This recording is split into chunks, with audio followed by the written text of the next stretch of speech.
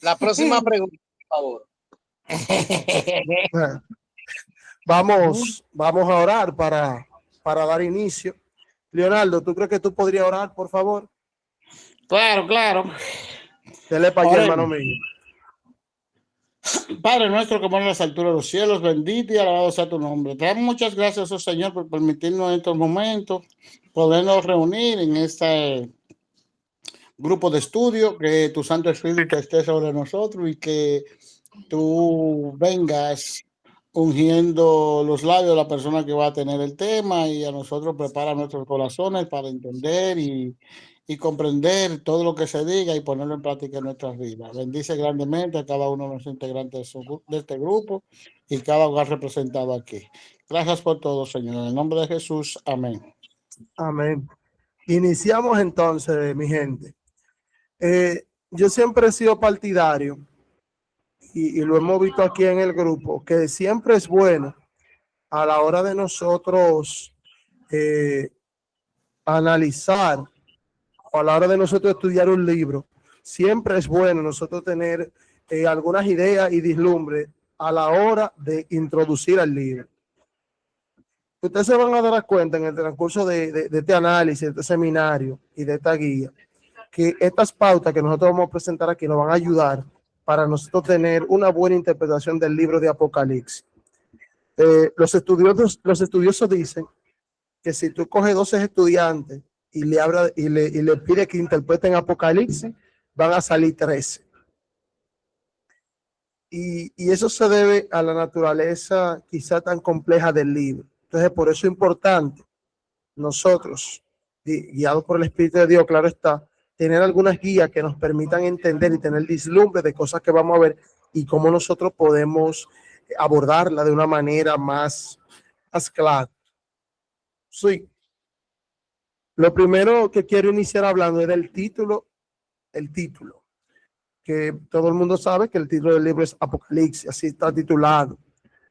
Curiosamente, la palabra Apocalipsis da la idea de quitar el velo de algo, de descorrer la cortina, de quitar algo, de revelar lo que está oculto. Sí. Y es interesante porque el mismo título del libro te está diciendo que el libro de Apocalipsis es un libro abierto. Es un libro que puede ser entendible, un libro que puede ser comprensible, a diferencia de las muchas opiniones que existen, incluso dentro del mismo cristianismo, de que el libro de Apocalipsis es un libro sellado, de que el libro de Apocalipsis es un misterio, y el mismo título del libro te está diciendo que es una revelación, algo que se decorre la cortina, algo que está cubriéndolo, yo lo quito y queda de manifiesto. Sí, básicamente, y dicho sea de paso, algo interesante, yo tener en mente qué significa el título del libro, me permite tener una comprensión clara de lo que significa lo apocalíptico. Si ustedes leen en mucha literatura seculares e incluso hasta cristiana, ustedes van a encontrar que lo apocalíptico está ligado a la catástrofe, al caos, a la destrucción. Pero el significado etimológico y conceptual de la palabra está muy alejado de esa sección que ha adquirido el libro de Apocalipsis. Y es interesante esto porque ahí ustedes se darán cuenta que el enfoque que se le ha dado secularmente al libro de Apocalipsis y parte de la cristiandad es un enfoque de miedo, un enfoque de terror, es un enfoque de pánico. Sí, y es bueno que nosotros entendamos eso. Como les decía anteriormente, el concepto de Apocalipsis es revelación. Por eso ustedes van a encontrar que muchas Biblias, en vez de decir Apocalipsis, dice revelación. Es lo mismo. Ahora, es interesante el versículo 1. El versículo 1, porque el versículo 1 da el título real del libro, por decirlo así. Da el título del libro. Apocalipsis 1:1 señala que la revelación de Jesucristo que el Señor dio, o sea, el título del libro es la revelación de Jesucristo. También muchos le llaman el Apocalipsis de Jesucristo, Y lo interesante es que la forma en cómo está estructurado en el griego puede tener dos ideas y las dos ideas son válidas. Número uno, puede ser la revelación sobre Jesús, sobre Jesucristo, o puede ser la revelación de Jesucristo. Es interesante que estas dos palabritas, el sobre y el del, en el caso del sobre, el libro trata de mostrar quién es Jesús realmente. Y cuando lo vemos desde la sección de la revelación de Jesucristo, vemos que es un mensaje que pertenece a Jesús y que él comunica a su siervo. Lo interesante de esto, y teniendo claro que en el libro de Apocalipsis, el enfoque no debe de estar en las bestias, en las cabezas, en esto, lo que se debe, el enfoque del libro de Apocalipsis debe girar en torno a la persona de Jesús.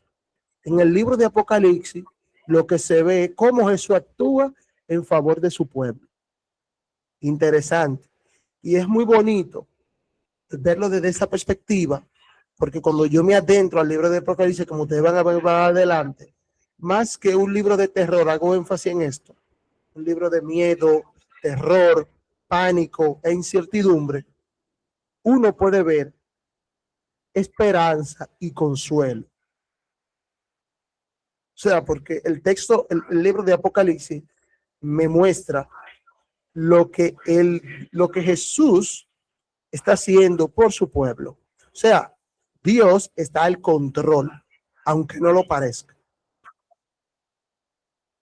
Y es tan así que el versículo 1 y 2 del libro de Apocalipsis dice claramente que esta es la revelación de Jesucristo que se le dio a Jesús a través de Dios, y se le envió a Juan a través de su ángel para decirle a su siervo las cosas que han de acontecer pronto. O sea, el libro de Apocalipsis, evidentemente, en su prólogo, me está diciendo a mí, número uno, es la revelación de Jesucristo sobre Jesucristo, y número dos, y para mí la más importante, me va a enseñar a mí cómo Jesucristo está haciendo cosas Jesucristo a favor de sus hijos. O sea, el libro de Apocalipsis me dice a mí que Dios no está ajeno o distante a las circunstancias que tú y yo estamos viviendo ahora mismo. ¿Se entendió el punto? ¿Se entendió? Yes, yes, yes. En el siguiente slide, yo quisiera que hablemos del autor del libro de Apocalipsis. Evidentemente, la postura tradicional es que el libro de Apocalipsis fue escrito por el apóstol Pablo, uno de los hijos de Zebedeo. Eso, y por ejemplo, tenemos Apocalipsis 4:9, 1 al 4 y 4:9. Autores tempranos como Tertuliano, Clemente de Alejandría, Ireneo, testifican que el autor del libro de Apocalipsis es el mismo que el autor del cuarto evangelio y de las 13 epístolas. ¿Y por qué yo hago este hincapié? Porque hay una postura que sostiene que no fue Juan el autor del cuarto evangelio quien escribió el libro de Apocalipsis. Es tan así que cuando usted busca Apocalipsis 4 se dará cuenta, yo Juan. O sea, no hay un calificativo o no hay otra cosa que lo asocie, por decirlo así, al Juan. Incluso muchos estudiosos le llaman Juan el anciano. Pero ese Juan el anciano es muy diferente, según ellos, claro, al Juan del Evangelio según San Juan, o sea, del cuarto evangelio. Y lo curioso es que ellos tienen algunos cuantos alegatos en contra de la autoría de Juan del libro de Apocalipsis. Ellos alegan que el libro de Apocalipsis y el cuarto evangelio no pueden ser escritos por la misma persona por las siguientes razones. La gramática en el evangelio de Juan es sencilla, aunque exacta. El griego de Apocalipsis está infectado con muchas irregularidades gramaticales y el autor del libro de Apocalipsis obviamente no estaba bien pensado en griego. O sea, cuando usted ve el griego de Apocalipsis, se dará cuenta que tiene muchas imperfecciones, un lenguaje demasiado tosco con relación al evangelio de Juan, que es un griego pulido, un griego avanzado, vamos a decirlo así. El estilo en el que está escrito y el contenido teológico son diferentes. Estos son algunos de los argumentos que yo pude encontrar, porque el tema de hoy no es de determinar la autoría de Juan. Esto lo estamos dando a grosso modo. En otro momento nosotros podríamos hacer un estudio de tratando ese punto. Ahora, ¿cuáles son los argumentos que ofrece la postura tradicional para defender la autoría de Juan el Apóstol para el libro de Apocalipsis? La siguiente, y es muy interesante y es incluso lógico. La diferencia en estilo y contenido teológico de los dos libros se debe al hecho de que el Apocalipsis es una obra apocalíptica y el Evangelio de Juan es una biografía. O sea, en el libro de Apocalipsis vemos que hay un lenguaje altamente simbólico y el propósito, como ustedes van a ver más adelante, es transmitir un mensaje a través de esos símbolos. Eso tiene un objetivo teológico. El Evangelio según San Juan tiene otro propósito teológico, que es relatar la historia de Jesús. Por lo tanto, el contenido y el estilo deben ser diferentes porque son obras con distintos propósitos. Con respecto a las irregularidades del griego, sabemos muy bien que el apóstol Juan no era griego, era judío, y por lo tanto el griego no era su lengua materna, lo que implicaría que él tuviera muchas dificultades a la hora del griego. Incluso se sabe que el evangelio, se dice aquí, es posible que se escribiera su evangelio en Éfeso, y sabemos que era costumbre de los apóstoles usar a un secretario y editor que sí manejaba el idioma. Por lo tanto, que usted vea que en el libro de Juan, que se escribió posterior al libro de Apocalipsis, dicho sea de paso, ustedes se darán cuenta que Juan, por el tema del nomina, quizá al 100% de la lengua, tuvo algunas imperfecciones, pero también hay otro punto. ¿Dónde fue escrito el libro de Apocalipsis? Sabemos que la Biblia en el libro de Apocalipsis, capítulo 1, nos dice que fue escrito en la isla de Patmos. Y si fue escrito en la isla de Patmos, él no tenía esa ayuda de secretario para poder escribir. Por lo tanto, esa es otra razón que apela a la razón, ese otro punto que apoya el hecho de que no tengo de que el libro de Apocalipsis no tenga una gramática tan refinada como lo tiene el Evangelio de Juan.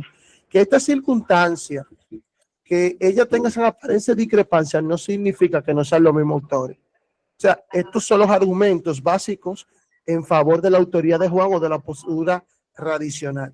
Pero hay otro elemento muy importante que llama mucho la atención.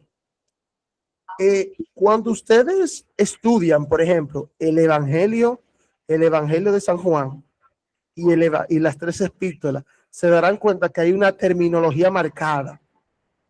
Hay una terminología marcada. Por ejemplo, la palabra testigo y testimonio son clave en estos capítulos, tanto en el Evangelio según San Juan como en las tres epístolas. Se darán cuenta que la palabra testimonio es clave, la palabra vida es clave. Sí, pero lo interesante de eso es que cuando usted analiza el libro de Apocalipsis, se dará cuenta también que hay una terminología parecida a la que usa Juan en esta carta. Y lo interesante de esto es que esta terminología solamente aparece en dos libros únicamente, que son en el Evangelio según San Juan y en Apocalipsis. O sea, eso refuerza la idea de que aunque no tengan la misma gramática ni los mismos estilos, la terminología del autor es la misma en ambos libros. Y eso también es un argumento a favor de la autoría de Juan al libro de Apocalipsis. En el siguiente slide le pongo el ejemplo. En ambos libros se le llama a Jesús la palabra, el verbo de Dios, en ambos libros. Y dicho sea de paso, si lee la primera carta a Juan, primera de Juan, capítulo 1, se darán cuenta que también le llaman a Jesús el verbo. Perdón, en el capítulo 5 a Jesús le llaman el verbo. Y también lo van a ver en el capítulo 1. O sea, no puede ser casualidad que solamente en dos libros de todo el Nuevo Testamento aparezca la expresión el verbo de Dios y suponer que no es el mismo autor necesariamente. En ambos libros se refieren a Jesús como el Cordero. Ambos libros citan Zacarías 12:10. Ambos libros lo citan. Zacarías 12:10. Y es interesante este punto. En ambos libros se encuentra el verbo habitar, ekeino, en el griego. Y ese ekeino, en la forma en que está articulada, significa tabernáculo o habitó. Y eso es un enlace a santuario o a tabernáculo. Eso lo vamos a ver más adelante. En ambos libros solamente aparece la expresión habitar. En ambos libros, la palabra testimonio y testigo están fundamentadas. Lo pueden buscar. En el libro de Apocalipsis ustedes van a encontrar el testimonio de Jesús, el arca del testimonio. Van a encontrar múltiples veces, van a encontrar la frase el testimonio de Jesús. El Apocalipsis capítulo 1 van a encontrar nosotros testificamos y damos testimonio.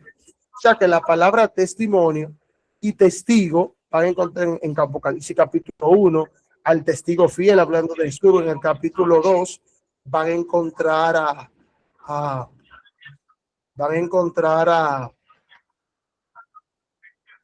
hay otro usuario, denme un momento, hay otro usuario.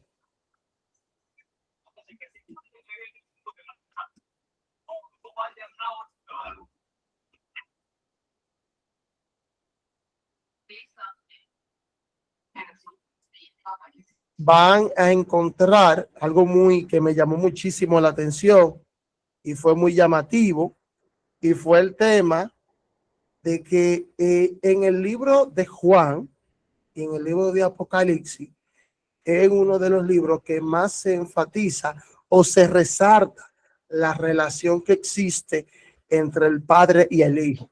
Si ustedes estudian el Evangelio según San Juan, ustedes se darán cuenta que hay un montón de textos en la cual Jesús trabaja o está relacionado íntimamente con el Padre, y eso también lo van a ver en Apocalipsis.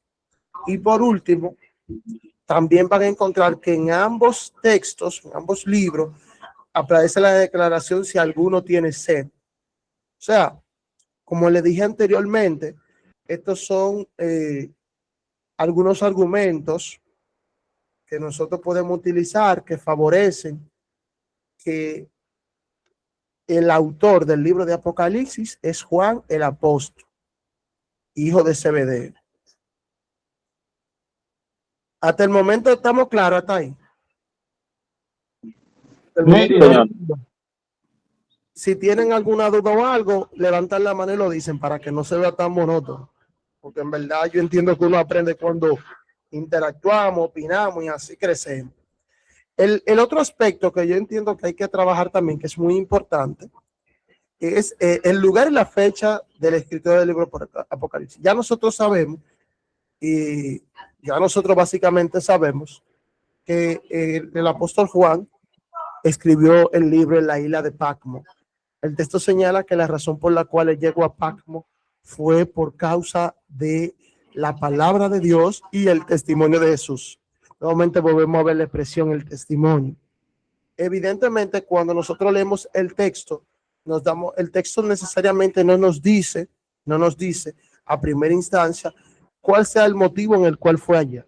Ahora, nosotros sí sabemos que la razón por la cual él estaba allá fue por causa del testimonio de Jesús, y eso implicaría necesariamente que hubo un tema de persecución, hubo un problema y fue desterrado.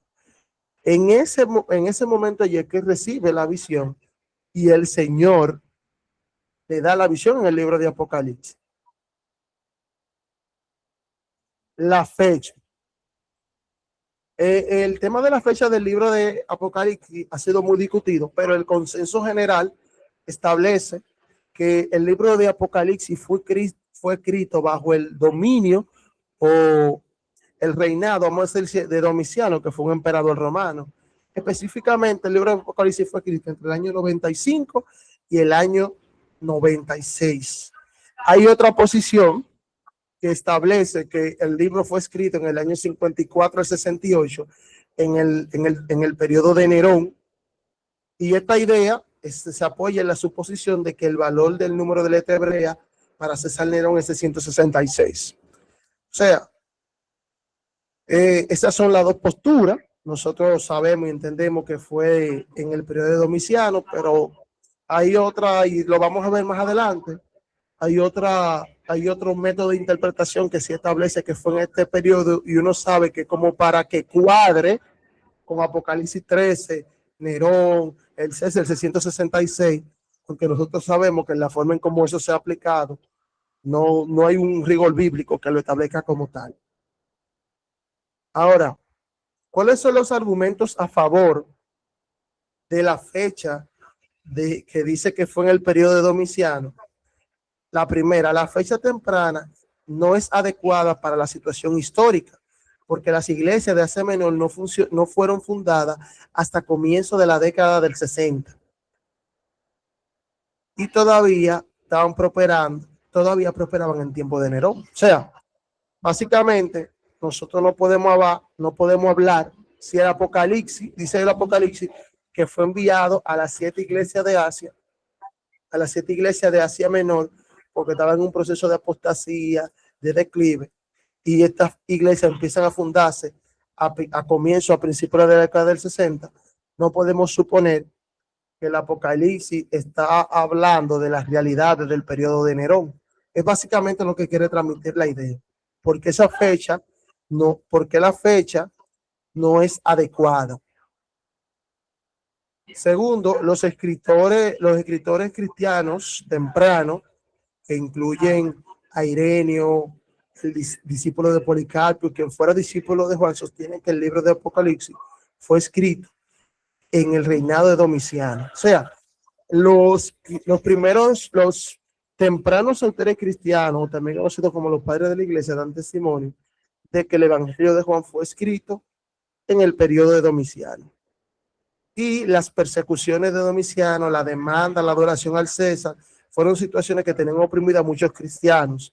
El libro de Apocalipsis era apropiado para dar esperanza y ánimo a los cristianos, ya que el libro de Apocalipsis refleja la situación que existía a finales del siglo I. O sea, cuando nosotros leemos el libro de Apocalipsis, principalmente el material de las 7 iglesias, nos damos cuenta que el material o las informaciones que tiene el libro de Apocalipsis corresponde más al primer ciclo o a finales del siglo I que a la mitad de este. Esos serían los argumentos a favor.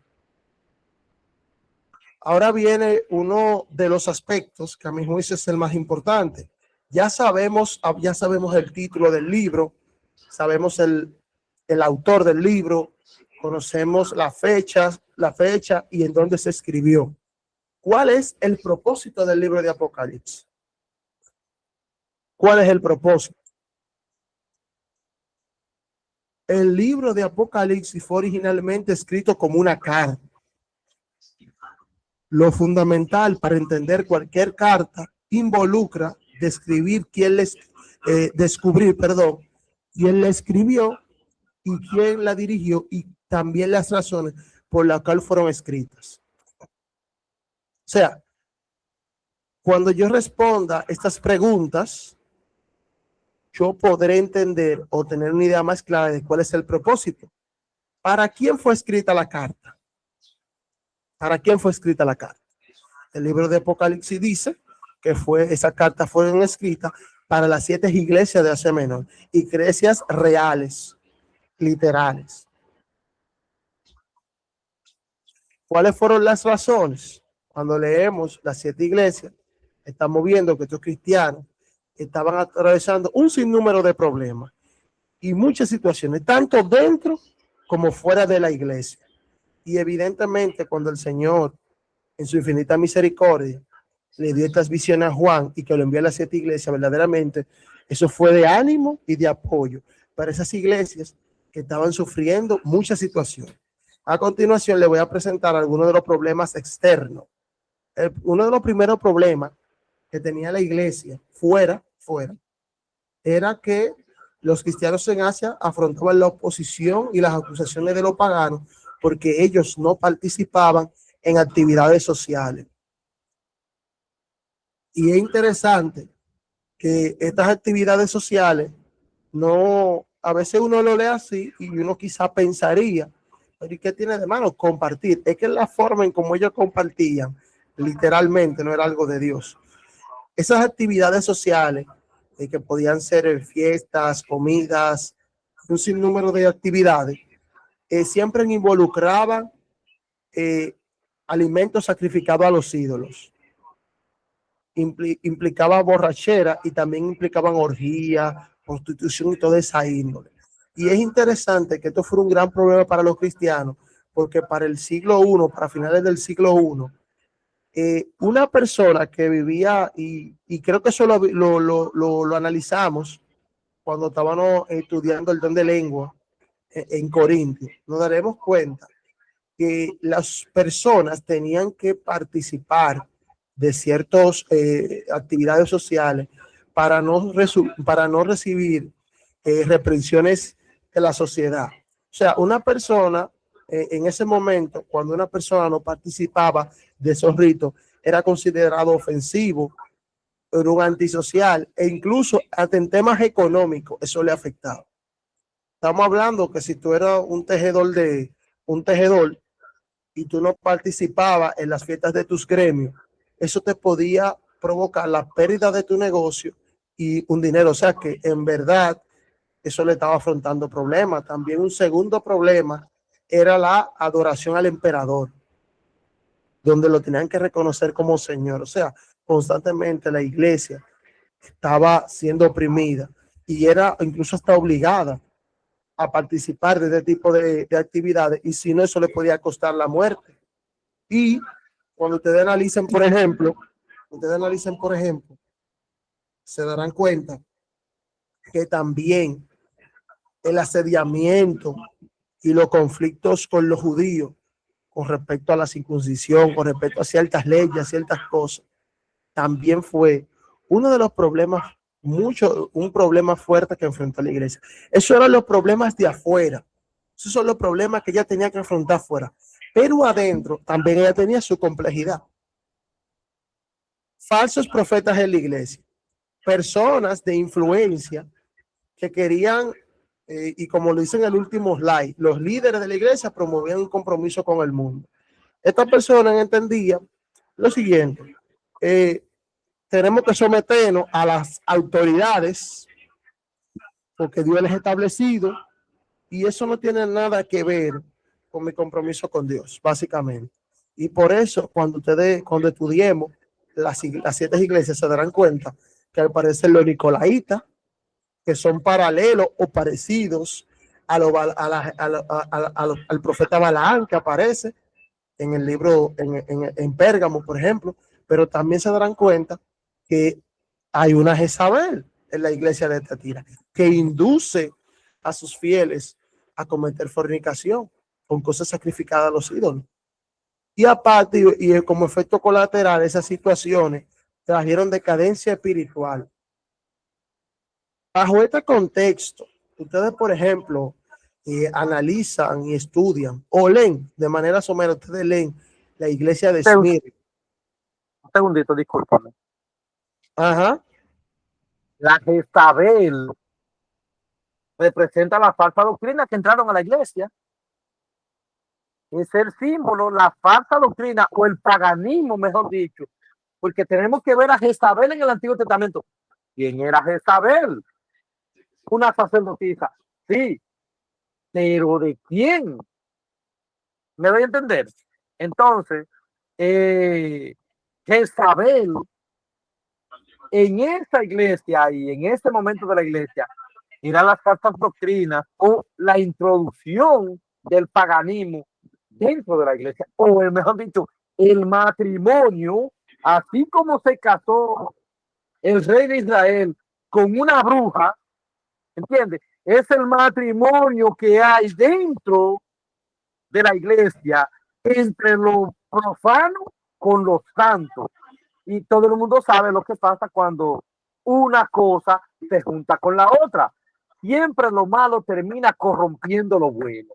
Eso, a esa partecita ahí exactamente es que se refiere cuando Jezabel entra a la iglesia. O cuando habla de tú que tengo algo contra ti, a una de las iglesias, no recuerdo si a Pérgamo, que le dice, que has tolerado a esa mujer, en pocas palabras, a Jezabel, tú la tienes dentro de la iglesia, en pocas palabras, te has ido involucrando directamente con el paganismo.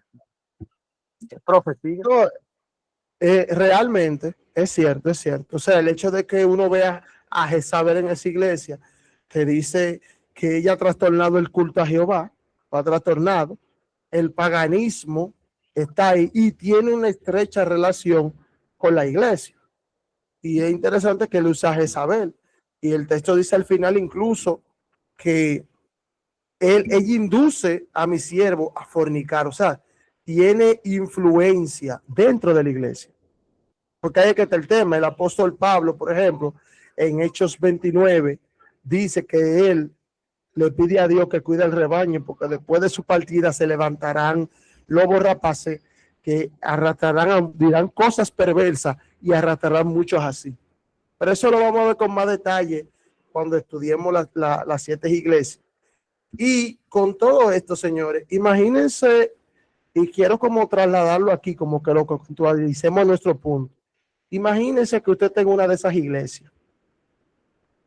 Usted tiene que sobrevivir, tiene que comer, tiene que cosas.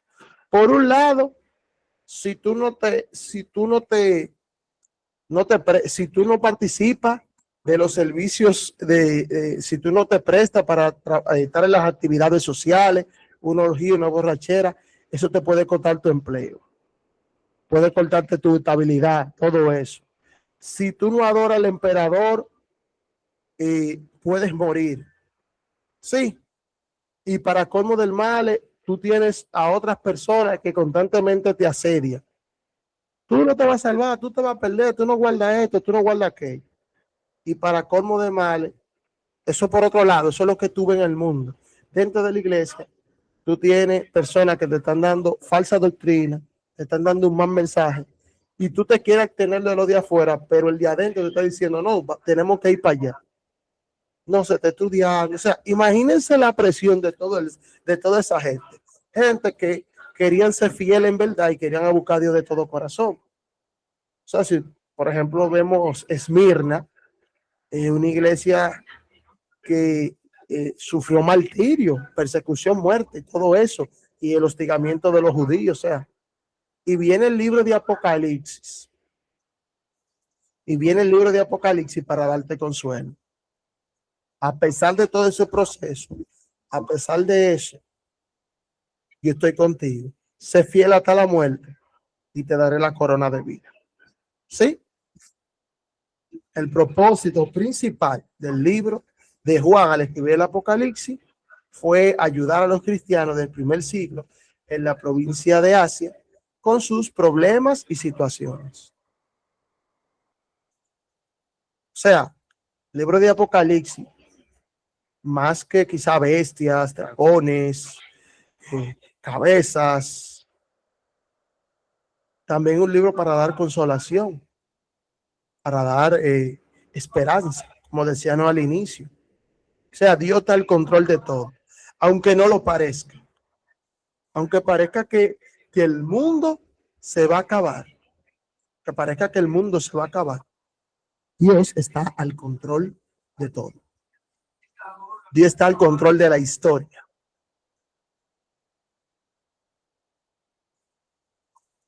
Ahora, luego que ya conocemos el propósito, sería bueno analizar los métodos de interpretación que se utilizan para el libro de Apocalipsis. Básicamente son 4. Por lo general siempre las personas mencionan 3, pero son 4. Preterismo, idealismo, historicismo y futurismo. Cuando uno analiza o de manera somera, ustedes conocen básicamente la definición de cada método, uno se da cuenta que un método, no podemos quizá decir necesariamente que un método es mejor que otro. Quizá la pregunta sería, ¿cuál sería el método más apropiado? Y cuando usted estudia el libro de Apocalipsis, se darán cuenta que de alguna forma el libro de alguna forma no, el libro de Apocalipsis se mueve en un flujo de tiempo lineal, desde los días de Juan hasta la segunda venida de Cristo y un chinchín más para allá, pero básicamente hasta la venida de Cristo. Y en ese proceso, a medida que tú lo recorres, hay un pasado, hay un presente, hay un futuro. Pero el libro de Apocalipsis también tiene la peculiaridad que, aunque fue dirigido a un grupo a finales del primer siglo, también tiene lecciones para mí hoy en día. Entonces, el tema sería, ¿cuál sería el método más apropiado? Y en qué momento yo puedo quizá usar un método con cierta reserva, Y me voy a explicar por qué. El tema sería quizá irse a un extremo y decir que sé. Por ejemplo, ustedes saben que el preterismo sostiene que la mayoría o la totalidad de las profecías bíblicas sobre el tiempo del fin se cumplieron en el pasado, específicamente en el Imperio Romano. Nosotros sabemos evidentemente que ese enfoque quizá no sea el correcto para tú evaluar el libro completo, porque hay muchas cosas que preceden a ese evento que aún no se han cumplido. Y el tema es la interpretación que ellos le van a dar. Por ejemplo, para los preteristas, el evento central de las profecías bíblicas no es el fin del planeta Tierra, sino la destrucción de Jerusalén y el templo a manos de los romanos en el año 70. En lugar de una llegada física y visible sobre las nubes para destruir el universo, el preterismo suele interpretar la parusía o la venida de Cristo como un juicio espiritual y provincial. Pero la misma Biblia te dice a ti que en Hechos 1, Mateo 24, que Él va a venir de manera visible y audible. Por lo tanto, este enfoque no lo puedo usar. Yo no puedo decir, no, el preterismo es el enfoque correcto o el más apropiado para interpretar el Apocalipsis, porque está dejando de lado muchas cosas y cosas tan esenciales y establecidos ya en la Biblia. Otra cosa es que los preteristas le dan prioridad absoluta a frases que indican inmediatez en el Nuevo Testamento, tales como de esta generación no pasará, eso lo dijo Jesús, cerca está, el tiempo está cerca. Si ustedes se darán cuenta, todas estas frases están dentro del contexto de la destrucción de Jerusalén en el año 70. Para los preteristas, la gran tribulación y el anticristo lo analizan desde otra perspectiva. La gran tribulación se identifica como el asedio romano a Jerusalén y el sufrimiento de los judíos entre el año 66 y el año 70. Y el anticristo, una visión preterista, lo vería como una figura histórica, como Nerón, la figura histórica de Nerón, y que porque su número en hebreo dan 666. Entonces, yo creo que ese método lo que forza el texto. El idealismo, por otro lado, sostiene que el libro contiene descripciones simbólicas de la lucha entre el bien y el mal y no se puede aplicar a ningún periodo de la historia o lugar. Los símbolos no se refieren a ningún evento específico en la historia y el énfasis está en la verdad ética y en los principios, sin limitación de tiempo, que se aplican a los creyentes en cualquier momento. O sea, este enfoque no ve el libro de Apocalipsis como hechos históricos, lo ve como una historia o un libro antiguo, lo ve como una historia en el cual nosotros podemos extraer lecciones, no importa el tiempo en el que estamos. Ustedes se darán cuenta que este enfoque no es el apropiado para tú evaluar de manera completa el libro de Apocalipsis, porque si bien es cierto, nosotros podemos obtener muchas lecciones que sirven para nosotros hoy en día, pero no podemos decir que no hay eventos históricos, no hay eventos ahí en el libro de Apocalipsis que no tuvieron un cumplimiento histórico. Por ejemplo, Apocalipsis 1 te dice que esas cartas fueron enviadas a las 7 iglesias y esas 7 iglesias existieron. ¿Sí?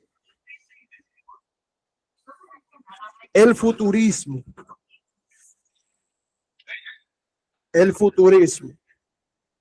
El futurismo es un método de interpretación que sostiene que que el libro de Apocalipsis, específicamente del 24 al 22, es una profecía de eventos futuros. Son eventos futuros, es algo que todavía quizá no ha ocurrido, no vaya a ocurrir, pero niega totalmente que hubieron eventos que ocurrieron en el pasado. El futurismo tiende a una literalización profética. El futurismo trata de ver todo de manera literal, sí, obviando su lenguaje simbólico. El futurismo entiende que la nación de Israel es una pieza clave en los eventos proféticos. ¿Se dieron cuenta? O sea, y la Biblia nos presenta que Israel como nación, como pueblo, ya no es el pueblo elegido de Dios. No es elegido el pueblo de Dios. No sé si ustedes han escuchado que hay mucha gente que dice, va a haber, la nación de Israel, el Señor va a llamar, va a visitar a su pueblo, y cuando visite su pueblo, lo va a levantar, van a construir el tercer templo, y va a venir el anticristo, el líder mundial, y un sinnúmero de cosas. No sé si ustedes han escuchado eso con respecto a ese punto. Ahora, ¿qué ocurre? Cuando nosotros analizamos... Ajá. Moisés, mírame. Yo recuerdo que en el año 2000, cuando introdujeron el euro, hubo mucha novedad en el mundo. Pero tú sabes que hay unos profetas que viven arreglando todo y acomodando todo. ¿Qué pasa? Que a eso se le añadía un vocablo que decía que Europa se ha convertido en un laboratorio. Eso era como una forma de ir haciendo experimentos para ver hasta qué punto funcionaba el euro. Se creía que a esta altura de juego, 26 años después, el euro iba a funcionar a nivel mundial. Y los profetas, los recuerdo como ahora mismo, los profetas dejaron ese púlpito. El nuevo orden mundial ya viene ahí, mira. Cuando de 100 y pico de países, el euro solamente estaba funcionando en 27 países, que es la Comunidad Europea ahora mismo. Óyeme, en mi vida yo no había visto tanta gente bautizada como en ese tiempo. Porque a eso también se añade, y escúchame, no sé hasta qué punto me darán la razón, que tú el que vivía en Estados Unidos, que venía de allá para acá, traía una nueva luz. Óyeme, yo no sé qué clase de libro es que leen de aquel lado y qué información es que corre de aquel lado. Pero tú el que habla un chin de inglés y vive de aquel lado, tiene una luz, mírame, a como que la del sol le queda chiquito. Entonces, ahí comenzó a surgir lo que fue en ese tiempo, en el 2000, cuando esa moneda salió, Moisés. Nueva luz, y 26 años hay países saliéndose de la Comunidad Europea. ¿Entiendes? Que hay cosas como que hay gente que ha ido forzando, como tú dijiste ahorita.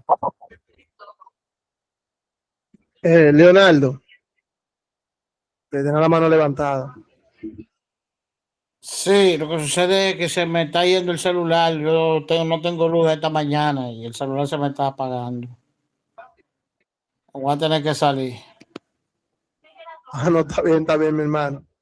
Bien. Si llega la luz o algo, estamos aquí. Vuelvo y entro, sí. Está bien. Entonces, como les estaba comentando, el futurismo plantea, como les decía anteriormente, que la nación de Israel juega un papel clave en los eventos proféticos, ya que el Señor lo va a visitar, lo va a levantar, ellos van a hacer el tercer templo, y se están haciendo todos los arreglos, y va a venir el anticristo, un sinnúmero de cosas. Ahora bien, la Biblia nos presenta que ya Israel no es el pueblo de Dios, no es el pueblo elegido de Dios. Ellos se pueden salvar si creen en Cristo, evidentemente. Ahora, la Biblia, en el Nuevo Testamento, Pablo en Gálatas, Santiago, hablan del Israel de Dios, del Israel espiritual. Sí. Y cuando ellos ven el futurismo suele estructurar el tiempo del fin en eventos muy definidos que están el rapto, que básicamente el Señor arrebata o se lleva a los fieles, viene el anticristo, un líder mundial, y la gran tribulación, que dicho sea de paso, ahí hay otro error. El libro de Apocalipsis nos presenta que el anticristo, la bestia, es un sistema, no un líder, no una persona, es una entidad en términos religiosos. Y más adelante nosotros podríamos analizar por qué llegamos a estas conclusiones, pero hasta el momento esas son las premisas que tiene el futurismo. No puedo evaluar el libro de Apocalipsis, no puedo interpretar el libro de Apocalipsis con este método de manera exhaustiva, porque me está diciendo que hay eventos que van a ocurrir en un futuro. Entonces, ¿qué hacemos con los eventos del pasado? Entonces, por ley de descarte, obviamente, nosotros entendemos que el método historicista es el método más apropiado para tú interpretar el libro de Apocalipsis. Es el más apropiado. Es un método de interpretación que ve las profecías bíblicas como una línea de tiempo continua de la historia de la iglesia, desde el primer siglo hasta la segunda venida de Cristo. Para un historicista, la Biblia ofrece un mapa de historia de la civilización occidental en la iglesia. Nosotros entendemos que tenemos que utilizar el principio del día por año para los cálculos proféticos, a la luz de Ezequiel 14, de Ezequiel 4 y Números 14. Y el anticristo es identificado como un sistema que se desvió de la fe. Y cuando nosotros analizamos esta premisa a la luz del libro de Apocalipsis, nos damos cuenta de eso. Nos damos cuenta que las 7 trompetas, los 7 sellos, son periodos de tiempo en lo que Dios ha actuado. También vemos las 7 iglesias que también tienen una segunda aplicación que puede verse como la era cristiana o cómo se ha comportado la iglesia. O sea, y lo interesante del historicismo es que el historicismo no se va al extremo.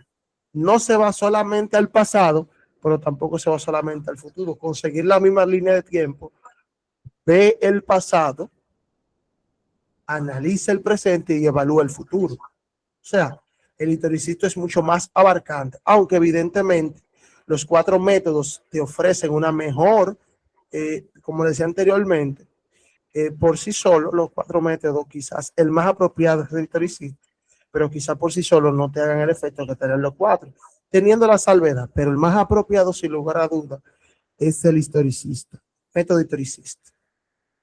Ya aclarado eso, ¿con qué método es más apropiado nosotros estudiar el libro de Apocalipsis? Nosotros vamos ahora a analizar la naturaleza simbólica del libro. El libro de Apocalipsis es de género apocalíptico, que dicho sea de paso es del único en su tipo en la Biblia. Y el género apocalíptico se caracteriza por haber alto contenido simbólico, mucho alto contenido simbólico. Y el libro de Apocalipsis cumple esas características. Juan afirma desde el mismo comienzo, Apocalipsis 1:1, que su contenido fue dado, el contenido del libro le fue revelado en un lenguaje simbólico y figurativo. Ahí aparece este griego, meis, que significa dar a conocer por señales. En Apocalipsis, por ejemplo, lo buscamos aquí en la Biblia, que la tengo aquí. Ustedes van a escuchar, van a ver la expresión lo declaró. En otras versiones ustedes lo buscan, lo dio a conocer, lo da a conocer. O sea, esa expresión ahí, lo declaró, en el griego, implica que el libro de Apocalipsis es dado en un lenguaje simbólico. Es decir, que desde que leemos Apocalipsis 1, ya Apocalipsis capítulo 1, versículo 1, nos está diciendo cuál es la naturaleza del libro. Sí. Ahora bien, como sus mensajes se transmiten por medio de representaciones simbólicas. Es por decirlo así que el libro de Apocalipsis está encriptado, y cuando lo desencriptamos podemos encontrar el mensaje o decodificamos la información, perdón, el símbolo. Entonces, como los mensajes que se escriben en el Apocalipsis a través de símbolos, yo debo de analizar y entender cuáles son, qué significan esos símbolos.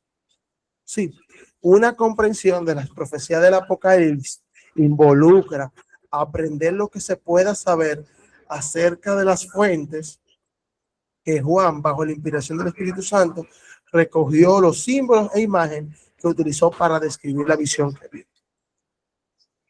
Es interesante, muy interesante, porque nosotros vemos que en el libro de Apocalipsis no hay una cita directa al Antiguo Testamento, por ejemplo, pero hay un montón de alusiones, casi 400 alusiones al Antiguo Testamento. Por lo tanto, una de las fuentes que utilizó Juan para diseñar para escribir la visión fue el Antiguo Testamento. Por ejemplo, ustedes van a Apocalipsis 4, van a encontrar a los 4 seres vivientes. Para yo entender los 4 seres vivientes tengo que ir a Ezequiel 1, Ezequiel 10. Bueno, hablaban ahorita, por ejemplo, que en la iglesia hay una Jezabel. Tendremos que ir a Primera de Reyes. Vemos también a Balaán, Números 22. Vemos a Sardi, que se le aparece como el espíritu. Tenemos que ir a Ezequiel 33 a hablar de los huesos, del espíritu, cuando se le mete los huesos y le da vida. Apocalipsis 14, cuando se habla de la cosecha, pero vamos a ver eso más adelante. ¿Qué más podemos ver? Las plagas. Éxodo 20, Éxodo 10, 9, 10. También vemos el mal de Critares, Éxodo 15. El cántico de Moisés es una referencia. Vemos los 2 testigos, una referencia al Antiguo Testamento. Vemos también que otra, Babilonia, por ejemplo, es una referencia al Antiguo Testamento. La llave de David, otra referencia al Antiguo Testamento. Apocalipsis 12, una mujer vestida del sol y de la luna y las estrellas, el sueño de José. Génesis 40. O sea, el libro de Apocalipsis está lleno de muchas alusiones y de elementos que se ven en el Antiguo Testamento. Por lo tanto, y siempre que hablo del libro de Apocalipsis, en este punto, digo lo siguiente: una correcta interpretación del libro de Apocalipsis conlleva un trasfondo en el Antiguo Testamento. Si una interpretación que usted tiene sobre el libro de Apocalipsis con respecto a un símbolo X no tiene un trasfondo sólido en el Antiguo Testamento, es posible que usted no esté pisando firme a la hora de interpretarlo. Segundo elemento que uno va a ver es evidentemente el ambiente de Asia, el marco histórico de esas iglesias a las que fue enviado Apocalipsis, porque tuvo un valor real para ellos en ese momento. Van a ver en muchos casos que vamos a tener que ver cuál era la cultura del momento para nosotros poder entender por qué Juan escribe tal cosa. Y por último, están los escritos del Nuevo Testamento. También hay muchas referencias al Nuevo Testamento. En Apocalipsis 14, ustedes van a encontrar la siega, la cosecha y eso. Y nosotros tenemos el caso de Jesús, que habla de la parábola de la siega del fin del mundo. Van a encontrar también en Apocalipsis 13, 14, hablando de el tercer ángel. Van a ver una correspondencia en Mateo 10, 28. O sea, van a haber muchas alusiones con respecto a la Biblia. Y es interesante que todos los libros, por decirlo así, del libro de la Biblia se encuentran en Apocalipsis. Vamos a ver muchas cosas.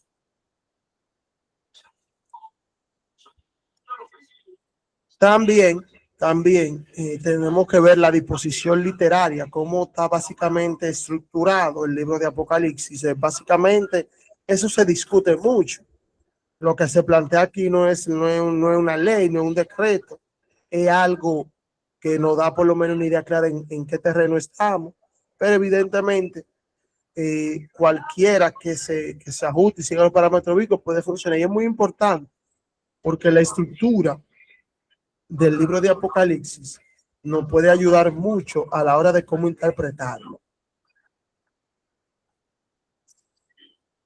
Uno de los elementos importantes, un elemento en tomar en consideración, es algo que se llama texto puente o bidireccional. Son básicamente textos en el libro de Apocalipsis que concluyen una sección, pero dan pista o introducen la sección siguiente. Y por eso son bidireccional o puente, porque te unen la sección anterior con la siguiente. Y le voy a poner unos ejemplos aquí de manera breve para que se pueda entender.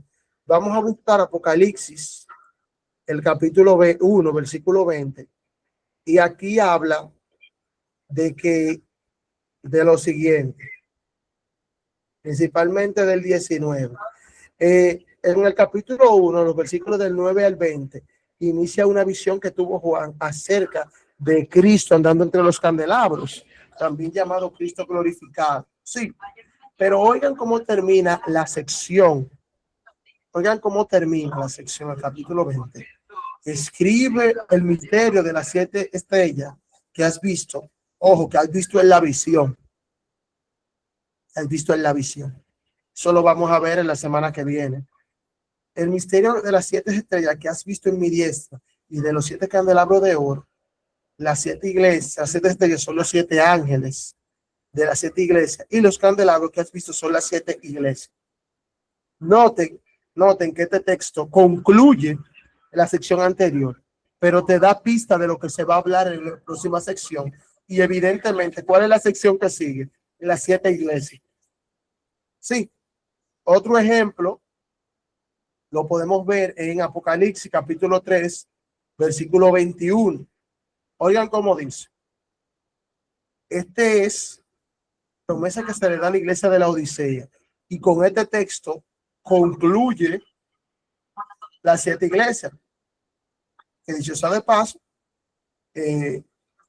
si tú te sientas en el trono del Padre, toda la promesa ya tú la tienes, que no vas a tener muerte, vas a tener la vida eterna, vas a comer maná, todas las bendiciones tienen su cumplimiento en yo sentado en el trono. Pero noten, al que venciere, le daré que se siente conmigo en mi trono, así como yo he vencido y me he sentado con mi Padre en su trono. O sea, la sección de las iglesias concluye diciendo esto. Al que vence, voy a hacer que se siente en el trono conmigo, como yo me he sentado. Pero cuando usted analiza Apocalipsis 4, ¿qué es lo que aparece? Tronos. Incluso cuando usted analiza el libro de Apocalipsis 4, Apocalipsis 5, en uno de los capítulos que más aparece la palabra tronos.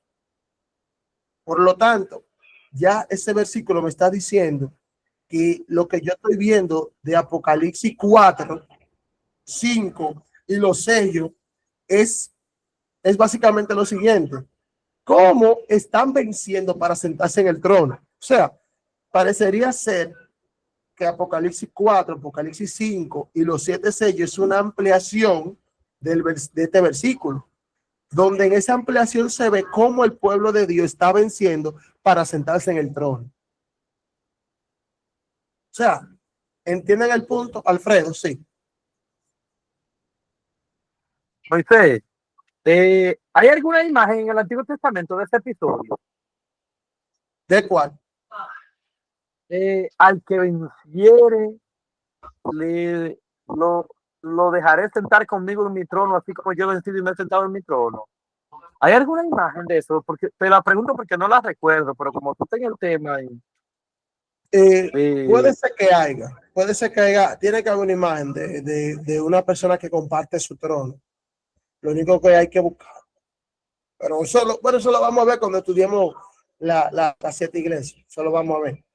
Porque, vuelvo y te repito, y como dije anteriormente, tenemos que ver alusiones. Si hay una alusión en el libro de Apocalipsis que me lleva a eso, ahí sí yo lo voy a encontrar. Porque recuérdate que estas son promesas que se le dan a las 7 iglesias. E incluso el trasfondo que tú puedes ver ahí está en el Nuevo Testamento, como tal, en el sentido que se ve cómo Jesús venció. Porque el texto dice: al que venciere, guarda que se siente en mi trono, como yo he vencido y me he sentado. Sí, y cuando tú estudias, por ejemplo, Apocalipsis 4, Apocalipsis 5, te presenta cuando Cristo asciende y se sienta en el trono y empieza a gobernar. Sí, aunque evidentemente puede haber en el Nuevo Testamento, porque básicamente en el Antiguo Testamento porque en el Antiguo Testamento existía el concepto de corregencia, donde dos personas estaban gobernando, estaban gobernando. O sea, que podemos verlo por ese lado. Como les seguía comentando, hay muchos otros ejemplos. Por ejemplo, si usted analiza Apocalipsis 16, Apocalipsis 6 y 17, ese capítulo concluye con una pregunta: ¿quién podrá sostenerse en pie en el marco del sexto sello? ¿Quién podrá sostenerse en pie? Es una pregunta que se queda en el aire. Y luego vemos en Apocalipsis 7 la respuesta a los 144,000. Sí. Por ejemplo, tú estudias Apocalipsis 11:18, un texto muy bueno, y se lo voy a mostrar, muy bueno, porque Apocalipsis 11:18 divide o te organiza la estructura del libro de Apocalipsis 12 en adelante. Observe: se airaron las naciones. ¿A qué le recuerda eso? Se airaron las naciones. Apocalipsis 12, el dragón se llenó de ira. Tu ira ha venido. Las plagas. Tiempo de juzgar a los muertos, el juicio, y de dar el galardón a sus siervos los profetas. O sea, ustedes estudian eso y se darán cuenta que el capítulo 11:18 básicamente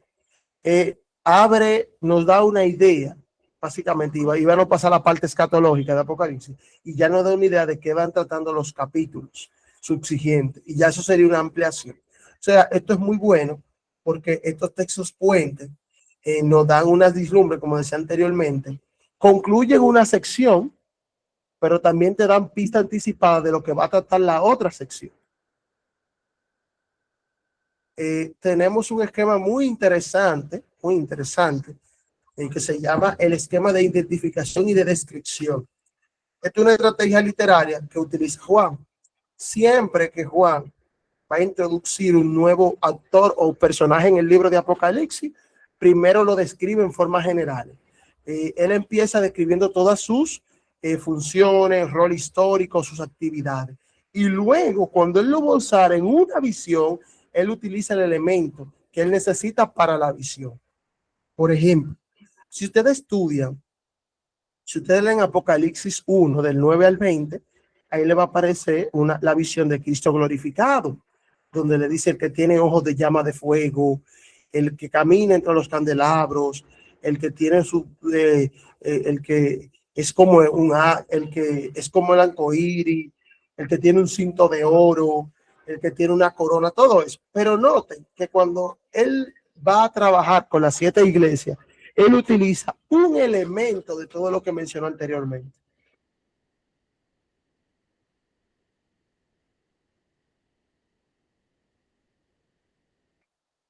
Sí.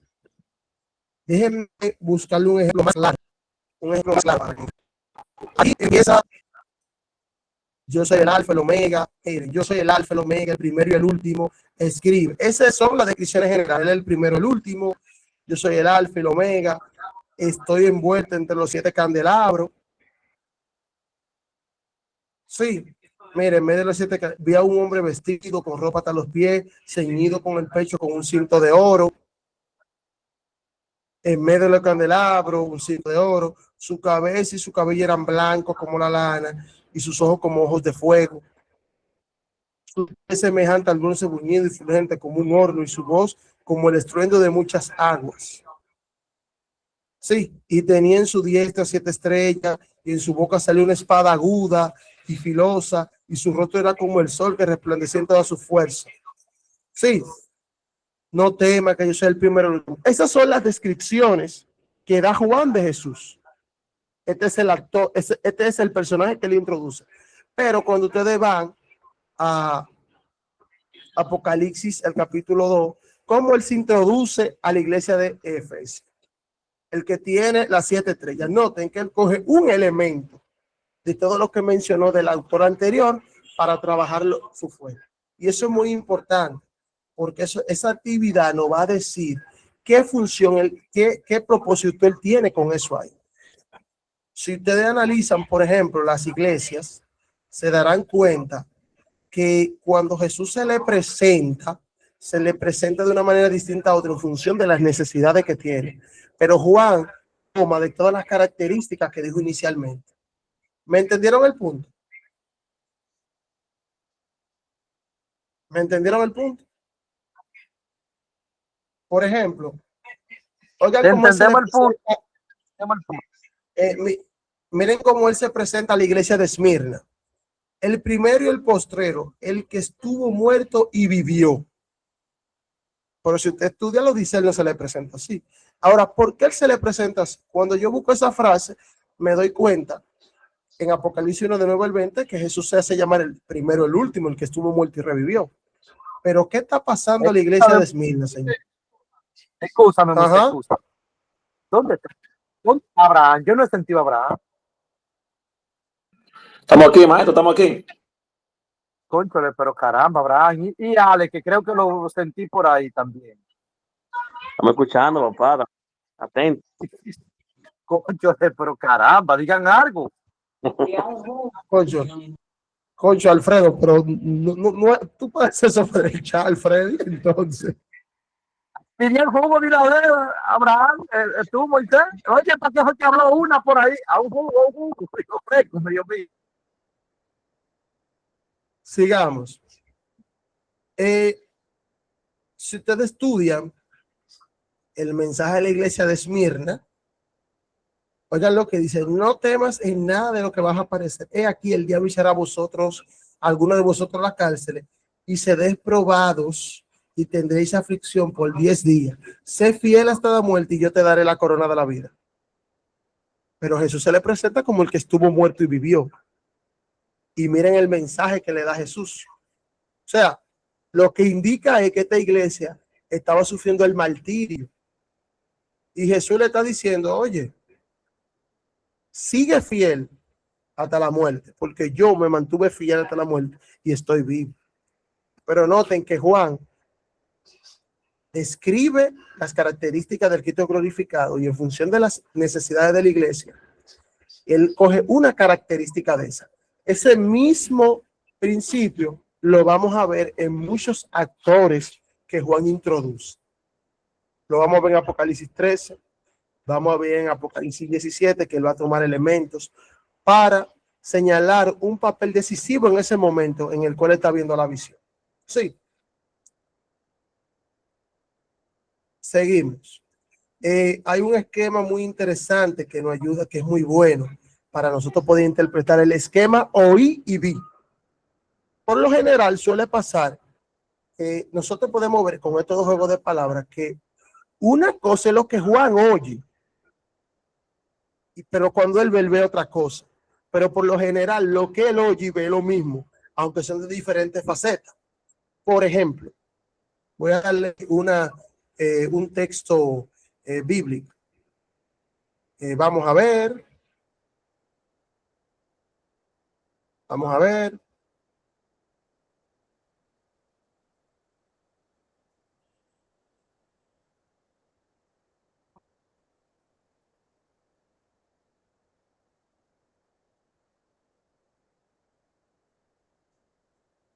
Miren qué dice aquí. Yo estaba en el Espíritu en el día del Señor, detrás de mí, y oí detrás de mí una gran voz como de trompeta. ¿Qué él oyó? ¿Qué lo oyó? ¿Qué lo oyó? Una voz de trompeta. Sí, que decía, yo soy el alfa y el omega. Sí, Moisés, todo bien. discúlpame. Escúchame un segundito, Moisés. Ajá, No fue voz de ajá. trompeta, fue una voz como trompeta, que es muy diferente. Y escúchame. Vuelve al texto de nuevo y Está bien, mira, está bien. Lo que yo quiero es señalar. No, está bien, no te preocupes. Lo que yo quiero señalar con el ejemplo es que él oye una cosa, pero él ve otra. Pero que cuando él ve eso que escuchó, aunque él escuche una cosa diferente y vea otra, son lo mismo. Lo único que es diferente faceta. Porque cuando él ve, ¿a quién él ve? Cuando él mira a Jesús glorificado. Y eso es muy bueno para interpretar. Porque, por ejemplo, en Apocalipsis 17, venga, un ángel le llama y le dice, ¿qué le dice el ángel? Ven, mira, y vino uno de los 7 ángeles que tenían las copas y a ver, ven acá y te mostraré la sentencia de la gran ramera que está sentada sobre muchas aguas. Juan oye eso, pero ¿qué ocurre? ¿Qué es lo que él ve? ¿Qué es lo que él ve? Y me llevó en el espíritu al desierto y vi a una mujer sentada sobre una bestia escarlata. Noten que el ángel le dice, ven, él escucha que un ángel le dice, ven a ver la sentencia de la mujer, de la ramera que está sentada sobre las muchas aguas. Pero cuando Juan ve, él ve una mujer sentada en una bestia escarlata. ¿Qué te está diciendo eso?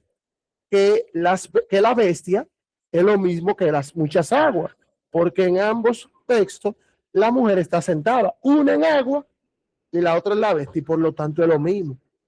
Esto es una manera que nos puede ayudar a interpretar. Por ejemplo, podemos ir a Apocalipsis 7. Apocalipsis 7.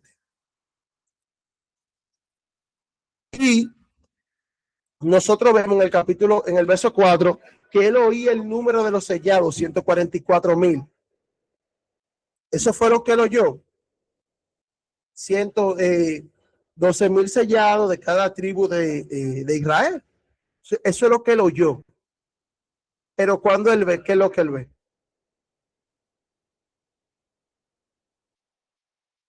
Cuando él ve, se da cuenta que él ve una gran multitud que no puede contar.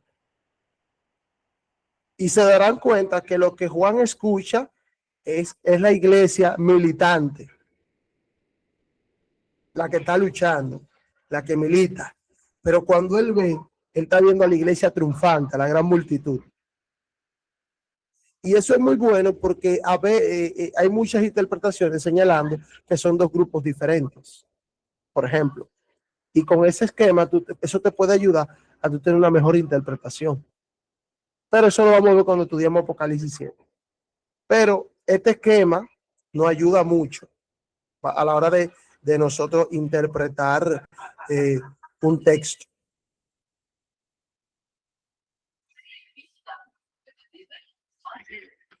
Otra cosa muy buena que nos ayuda a interpretar es el santuario. Cada visión del libro de Apocalipsis es introducida por un elemento del santuario. Y es muy interesante porque este elemento del santuario nos da una vislumbre o nos da una idea de qué se va a hablar o cuál es la situación que está ocurriendo. Por ejemplo, tú te darás cuenta que cuando Juan ve la visión de Cristo glorificado, está entre los candelabros. Cuando tú vas a Apocalipsis 4, te ve el trono. Muchos estudiosos discuten la relación que existe entre el trono y la mesa de los panes. Eso lo podían analizar en un momento. Hay una relación muy interesante y por esto hay muchos que aluden que un elemento que está incluido ahí en el trono es también la mesa de los panes, un elemento del santuario. Y el trono mismo un elemento del santuario, a la luz de Jeremías 17. Cuando tú analizas Apocalipsis 8, que va a introducir las trompetas, tú ves el altar de incienso. Ya te está diciendo que aunque ahí están cayendo plagas, hay intercesión. hay intercesión. Te están diciendo que esas son con mezcla de misericordia. O sea, son plagas o juicios de Dios para que las personas se arrepientan. Eso lo vamos a ver. Cuando tú entras y es curioso e interesante que en las 3 primeras visiones todo se refiere al lugar santísimo, al lugar santo, perdón, altar de incienso, los 7 candelabros. Sí, y si analizamos la relación del trono con mesa de los panes, también podrían incluir la mesa de los panes. Pero en este momento vamos a ver candelabros y altar de incienso. Sí, pero ya luego en el capítulo 11, que introduce la parte escatológica, aparece el arca del pacto, lugar santísimo, el templo de humo lleno, hay intersección, Apocalipsis 19, la corte celestial, el trono y la nueva Jerusalén que funciona como templo. Significa que antes de nosotros estudiar estas secciones o visiones, nosotros deberemos también entender el elemento del santuario que se está utilizando, que aquí tiene un propósito. Alfredo, tú levantaste la mano. Sí, para recordarte que cuando cayeron las plagas en Egipto, hubo gente que también aprovechó el momento y judaizó en este momento. Se fue con el pueblo de Israel. Que se fueron. Entonces, como tú decías, que son plagas con intercesión y con cierto nivel de misericordia, es la forma de... en Egipto ya pasó esto, recuerda. Sí, pero ese trasfondo ese trasfondo es más adecuado para las últimas plagas.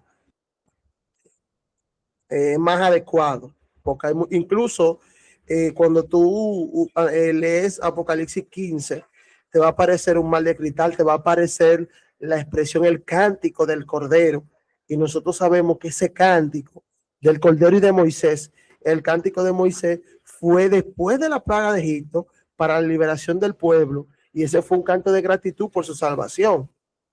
Aunque y eso lo vamos a ver, básicamente, hay una relación entre trompeta y plaga, ya que tienen lo único que une con misericordia y une es definitiva. Pero eso lo vamos a ver ahora.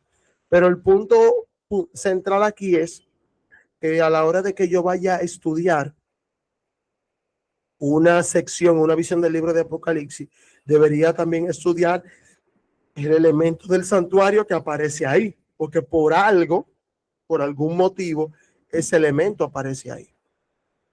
Sí. Y evidentemente también se ha podido ver que la estructura del libro de Apocalipsis también corresponde a las fiestas establecidas en el Antiguo Testamento. Sí, la Pascua, eso lo podemos ver en el capítulo 1. Vamos a ver Pentecostés en la sección de los capítulos 4 y 5. Incluso aparece la expresión, y fue enviado los 7 espíritus a toda la tierra. Van a ver, evidentemente, cuando toquen las trompetas, van a ver las trompetas, que en el antiguo Israel las trompetas eran un aviso o un recordatorio de que se acercaba el juicio, el día del Yom Kippur. Y cuando ya ustedes estudian Apocalipsis 12 en adelante, el momento que aparece el arca del pacto, y ya nosotros vemos que eso es el día de la expiación. Estamos viendo el día de la expiación. Y por último, nosotros vamos a ver la fiesta de los tabernáculos, el Sukkot. Eso lo podemos ver en Apocalipsis 7, donde la gran multitud tenía palmas. Lo vamos a ver también en Apocalipsis 20, 22, la Nueva Jerusalén. O sea que el libro de Apocalipsis también sigue el año litúrgico judío. Muy importante a la hora de nosotros analizarlo. Estas son cosas que nosotros deberemos tener en mente a la hora de nosotros abordar una visión del libro de Apocalipsis. ¿Sí? Luego tenemos una estructura quiástica. El libro de Apocalipsis también es un quiasmo, donde la parte histórica se corresponde con la parte escatológica. En la parte histórica nosotros vemos las promesas y todo, pero en la parte escatológica, en la consumación de los tiempos, vemos el cumplimiento y la finalización de todo, la consumación de todo. Por ejemplo, si ustedes leen Apocalipsis capítulo 1 del 1 al 8, se darán cuenta que hay una relación directa con el epílogo de Apocalipsis 22, del 6 al 21. Van a haber muchas palabras, incluso hay una buenaventuranza. Se darán cuenta que aparece la palabra testimonio y se van a dar cuenta que hay una bienaventuranza similar. En el prólogo, que es del 1 al 8, ustedes van a encontrar que dice el texto que bienaventurados los que guardan la palabra, los que oyen y guardan la palabra de esta profecía. Y en Apocalipsis 22 también aparece la misma frase. Y se le añade que cualquiera que le quite o le ponga la palabra de esta profecía, también tendrá su parte de las plagas. O sea, muy peligroso eso. Vemos que en la parte B, las promesas en las iglesias, se le dan las promesas a los vencedores, se le dan las promesas, pero ustedes verán aquí en los versículos del 21:5 al 22:5 que se cumplen las promesas que se le dieron. Se darán cuenta que en los capítulos de 4 al 8 Dios comienza la obra de la salvación, pero aquí se completa la obra. Se darán cuenta que aquí en los versículos del 8 al 9, los capítulos 8 al 9, es una idea de error mezclada con misericordia, porque hay intercesión por el altar de incienso. Pero ustedes se darán cuenta que ya que su contraparte, que son las plagas, no hay misericordia. Incluso el hecho de que el templo esté lleno de humo y nadie puede enterrar, significa que no hay intercesión. No, nadie puede entrar. Y eso pasó cuando Moisés inauguró el santuario y cuando Salomón lo inauguró también. Que la gloria de Dios llenó tanto que ni los sacerdotes podían entrar. Y si los sacerdotes no entran, no hay intercesión. O sea, por eso dice que son sin misericordia. Nosotros vemos que a Juan en el capítulo 10 al 11 se le comisiona a profetizar y están los 2 testigos. Sí. Pero cuando ustedes lo analizan eso en el 14, se darán cuenta que está el mensaje de los 3 ángeles. Y por último, el centro, tenemos la controversia de Cristo y Satanás, aunque hay alguna estructura que también incluyen Apocalipsis 14. Pero esta estructura crítica me pareció bien y por eso quise compartirla. Ojo, no es un decreto, porque hay muchas estructuras críticas que si nos pueden servir, bienvenido sea. Y por último, en tema de conclusión, para concluir, el libro de Apocalipsis es una revelación divina. Y al ser una revelación divina, debemos apreciarla y valorarla. El Apocalipsis es un libro para la iglesia.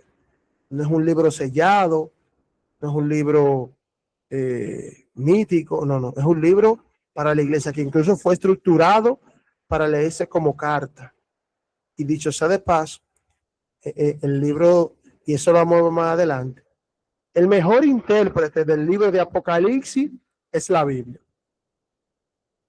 A veces nosotros cometemos el error de interpretar los símbolos apocalípticos con literatura secular, llámese noticias, llámese artículos, un sinnúmero de cosas. O sea, nosotros en ocasiones cometemos ese error y es la Biblia la que mejor interpreta el libro de Apocalipsis. Por lo tanto, para yo tener una buena interpretación del libro de Apocalipsis, debo interpretar a la luz de los demás libros de la Biblia y no con el fin y no buscando libros seculares o viendo noticias de momento. Incluso nosotros somos tan fuertes, por decir la expresión, que en vez de interpretar los eventos mundiales a la luz de la Biblia, en ocasiones interpretamos la Biblia a partir de los eventos mundiales. Y eso es delicado. Y es por eso que a veces hay personas que van a decir, mira, con este se va a cumplir la profecía. Y pasando de alto las cosas que dice la Biblia, las condiciones, las características y las cosas que se tienen que dar. Cristo, como hemos visto, es el centro de toda profecía. Vemos a Cristo glorificado andando entre su iglesia.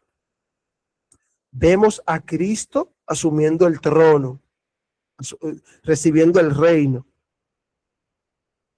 Vemos a Cristo intercediendo. Sí, o sea, vemos a Cristo venir en un caballo blanco a buscar lo suyo. O sea, nosotros podemos ver en todos los capítulos del libro de Apocalipsis a Cristo. Yo recuerdo, y Ale que está ahí también se acuerda de eso, había un libro que se llamaba El Apocalipsis para jóvenes, de Mike Poker.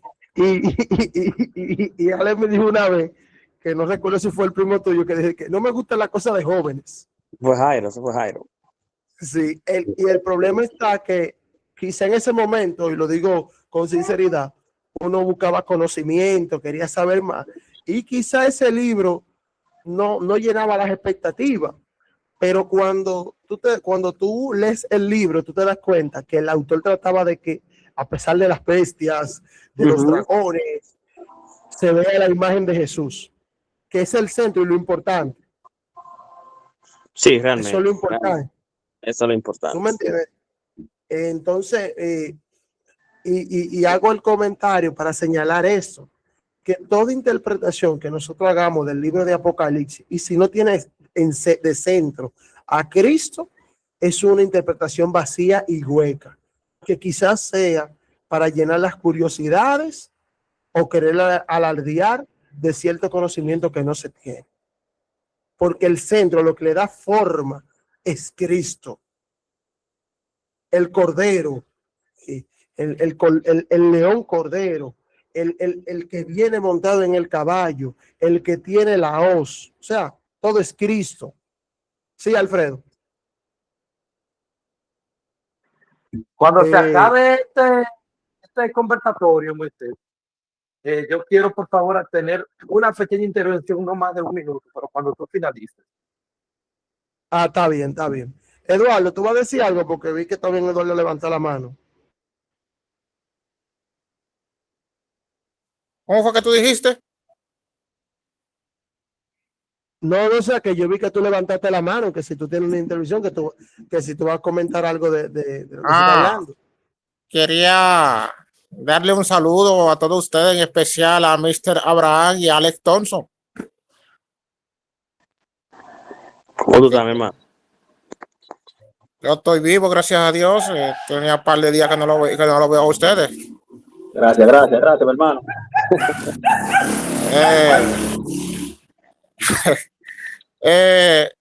Mr. Alex, quiero aprovechar la oportunidad para tú me tiras ahorita para darme respuesta del asunto, sí. Está bien, está bien. Tato, pues nada, bendiciones. Vamos a seguir escuchando al doctor Moisés León o al profeta. Adelante. Ok. Ya. Y el último punto, y en el cual yo quiero hacer un poquito de énfasis, y ya lo vimos anteriormente, es el libro de Apocalipsis. Es un libro para dar esperanza, consuelo y para hacerlo entender que Dios está al control de todo. O sea, se sobreentiende que este libro, cuando fue recibido por las personas cuando este libro fue enviado a las iglesias y esta iglesia lo recibieron, esto les sirvió de ánimo y de ímpetu para seguir adelante, a pesar de los procesos y situaciones que estaban viviendo. O sea, el libro de Apocalipsis, en vez de verlo necesariamente como un libro de bestias, destrucción, cosa catastrófica, debería ser un libro que nos ayude cada día a acercarnos más a Dios, a trabajar por una reforma en todos los aspectos de nuestra vida, porque el libro de Apocalipsis deja algo bien claro: Dios está al control de todo y va a llevar a cabo su propósito, contigo o sin ti. Y como ya nosotros sabemos, el libro de Apocalipsis lo que nos da es, lo que nos muestra una victoria anticipada. El libro de Apocalipsis le está diciendo: sé fiel hasta la muerte, que yo te daré la corona de vida. El libro de Apocalipsis está diciendo, si tú vences, voy a hacer que te sienten en el trono conmigo. Que nosotros vamos a sufrir, claro. En Apocalipsis 6 aparece un grupo que, Señor, ¿hasta cuándo? ¿Hasta cuándo vamos a seguir sufriendo? Pero el Señor le dijo, tranquilo, que ustedes van a tener su juicio. O sea, y ese es el enfoque. Y yo quisiera siempre que cuando estudiemos el libro de Apocalipsis, lo analicemos, veamos esa parte. Veamos que es un mensaje de Dios para darnos consuelo, darnos esperanza, darnos fortaleza. Quizás no estamos viviendo los mismos momentos que vivieron esa otra persona. Eso es cierto. No lo hicieron. Pero sin embargo, en el libro de Apocalipsis hay lecciones que son tan válidas para ti, para mí, como lo fueron para él. Pidámosle a Dios que Él nos ayude a nosotros cada día más consagrarnos a Él y entender el momento y el tiempo en el que estamos viviendo y que nos ayude a que nos ponga a hacer lo que tenemos que hacer. Es cuanto. Básicamente, esta es la introducción al libro de Apocalipsis. Yo le voy a enviar la presentación para que ustedes la ojen y la analicemos. Sí, pero creo yo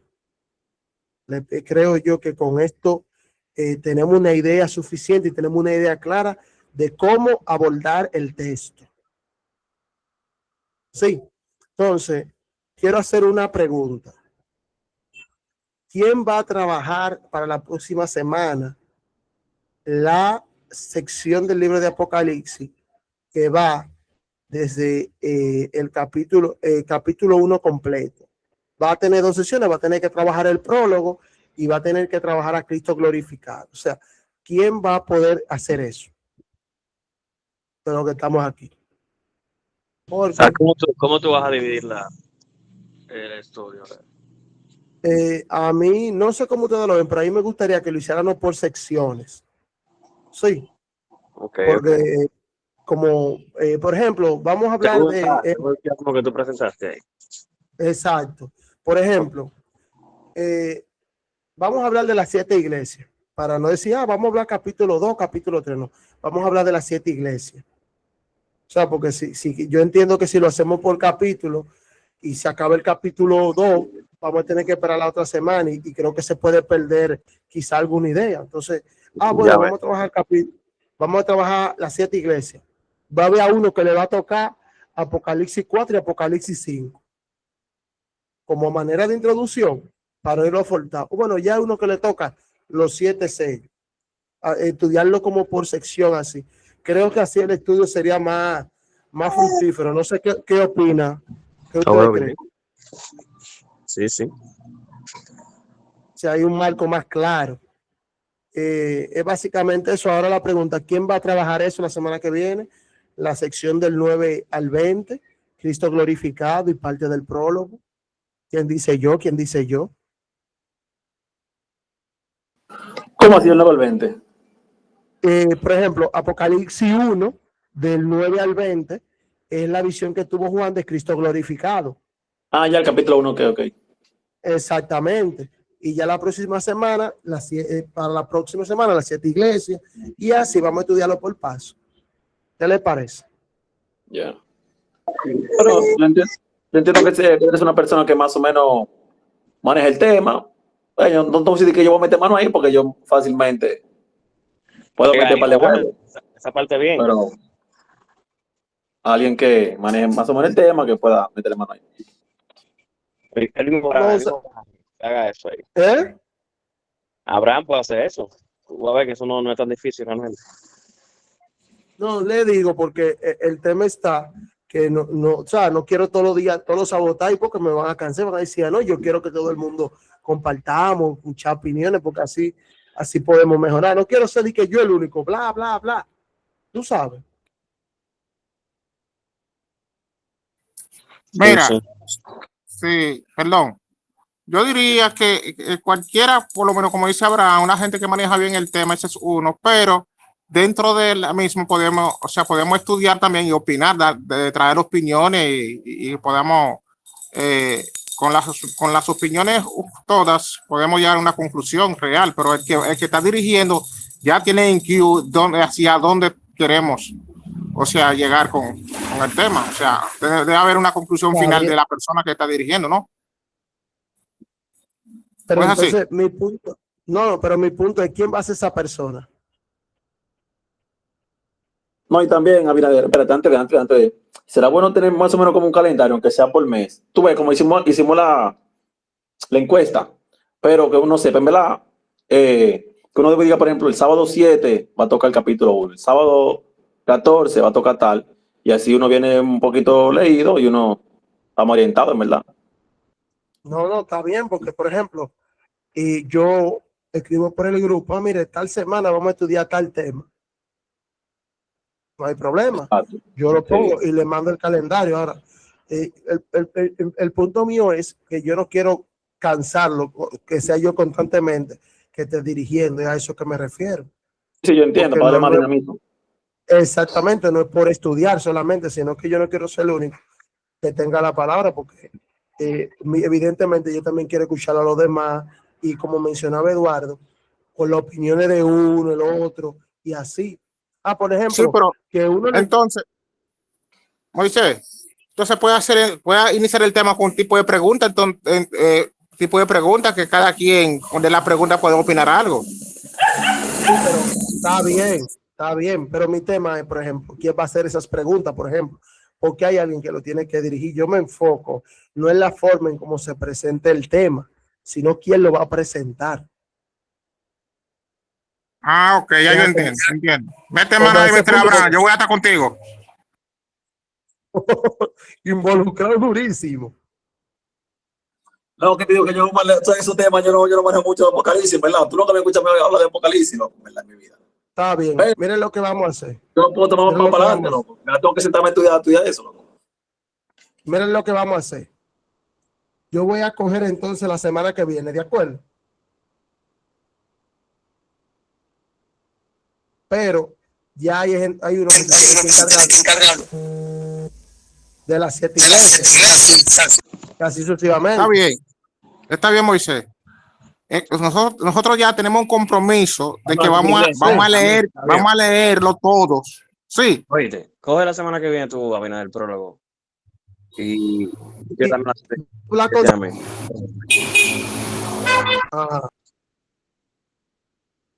Está bien, está bien. Yo voy a hablar también con Samuel.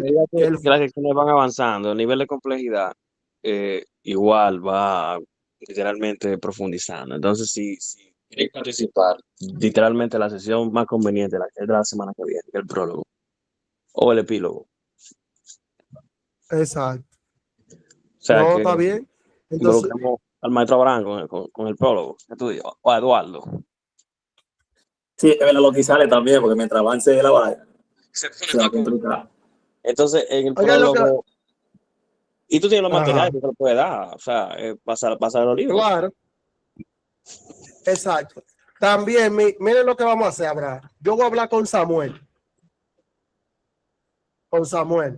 Que él fue uno de los que dijo el libro Apocalipsis, a preguntarle a ver si... Perdón, a ver Mr. Mois. Ajá. Perdón, Ajá. yo para el próximo sábado quizás no voy a poder entrar tan temprano porque yo creo que hay unas cuantas reuniones ahí. Hoy yo entré tarde porque estaba en una reunión ahí con los diáconos, unas cosas. Y puede ser para el próximo sábado también. Pero yo voy a tratar, si Dios quiere, estar presente, que sea tarde como hoy. So, cuando pueda, vamos a ver. Por eso no puedo asumir una responsabilidad como tal. De iniciar, ¿verdad? No, está bien, está bien. Yo lo que voy a hacer entonces, Abraham, yo lo que vamos a hacer, yo voy a hablar con Samuel. Si Samuel me dice que sí o algo, yo le digo para que dé el cosa a uno, porque usted tiene razón. A medida que los temas vayan entrando, va a ir más a nivel de profundidad y más cosas. Si él no puede, yo te aviso para que tú metas mano. ¿Se fue? Está bien. Pero explica bien el tema. Delimítalo bien para yo ponerme a estudiar e investigar la vaina. No, está bien, está bien. Tú vas a trabajar Apocalipsis del 1 al 20, ese capítulo Tú completo. lo pones tú lo escrito en el presentas- grupo, mi papá. Tú lo pones escrito en el grupo. Está bien, está bien, está bien. Es cuanto, básicamente todo.